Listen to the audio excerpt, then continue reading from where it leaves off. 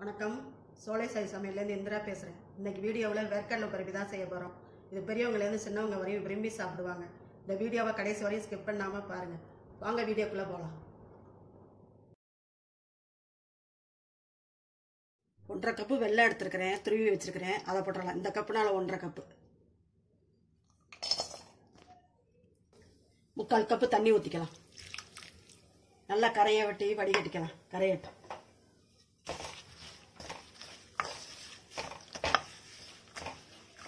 நல்லா வெல்லம் கரைஞ்சிருச்சு, வடிகட்டிக்குவோம். பாருங்க, வடிகட்டியாச்சு. நல்லா மணம் நல்லா இருக்கு. கடாயில் ஊற்றிக்கலாம்.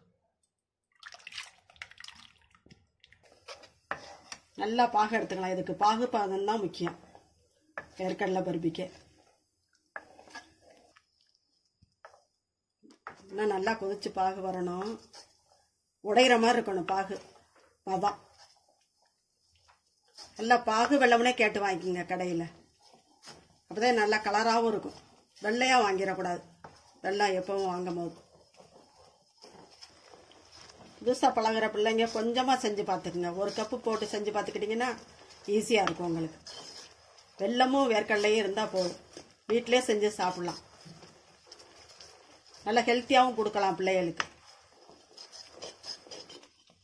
சிம்மில் வச்சுக்கிட்டே எடுக்கணும், இல்லாட்டி பாகு முறிகிறோம். ஊற்றி பாப்பா, தண்ணியில் ஊற்றி பாப்பா. இன்னும் உருட்டை பண்ணல, இன்னும் கொஞ்சம் நேரம் இருக்கணும். ஸ்டவ்வை ஆஃப் பண்ணிகிட்டே பார்க்கலாம். பாகு முறிகிற அப்புறம்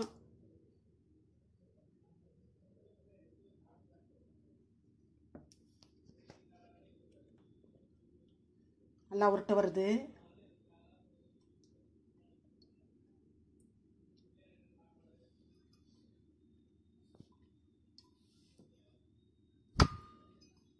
சவுண்டு வருது பாருங்க.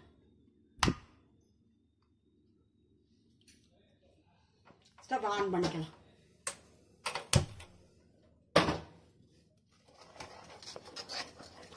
இதனால 1.5 கப்பு வேர்க்கடலை எடுத்து வச்சிருக்கிறேன். வறுத்தது பழசு வறுத்தது இருந்தால் ஹீட் பண்ணிக்கோங்க. இதையும் போட்டு கிண்டிடலாம். லைட்டாக ஏலக்காய் தூள் போட்டுக்கலாம். வேணும்னா போட்டுக்கலாம், ஆப்ஷனல் தான்.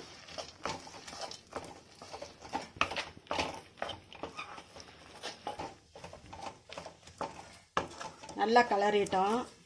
அதிகமாக இருக்கவா இருக்கு கொட்டி ஆறுனா சரியாக வந்துடும். தூக்கி பவுலில் கொட்டிடலாம். இதில் எண்ணெய் தடவி வச்சுருக்கிறேன், இதில் கொட்டிடலாம்.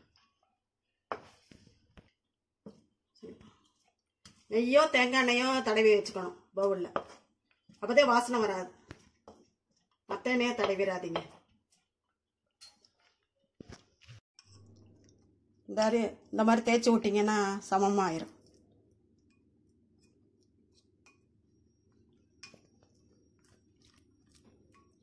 லைட்டாக ஆற விட்டி கட் பண்ணிக்கலாம். லைட்டு சூடாக இருக்குது, கட் பண்ணிடலாம் இப்போவே. ரொம்ப ஆறிட்டா கட் பண்ண வராது.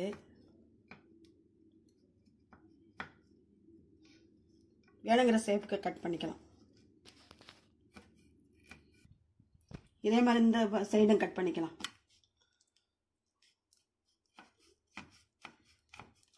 ரொம்ப ஆறிடுச்சுன்னா கட் பண்ண வராது, அதுக்காகத்தான். நல்லா ஆறணுன்னு எடுத்துக்கலாம் வெளியில். நல்லா ஆறிடுச்சு. வேற ஒரு பிளேட்டில் மாற்றிக்கலாம். இந்த வேர்க்கடலை பருப்பி எப்படி இருக்குன்னு நீங்களும் செஞ்சு பாருங்கள். செஞ்சு பார்த்துட்டு கமெண்ட்ஸில் சொல்லுங்கள். பிடிச்சிருந்தா மறக்காமல் சோலை சாய் சமையலுக்கு சப்ஸ்கிரைப் பண்ணுங்கள். நன்றி, வணக்கம். நாளைக்கு வேற ஒரு ரெசிபியில் சந்திக்கலாம்.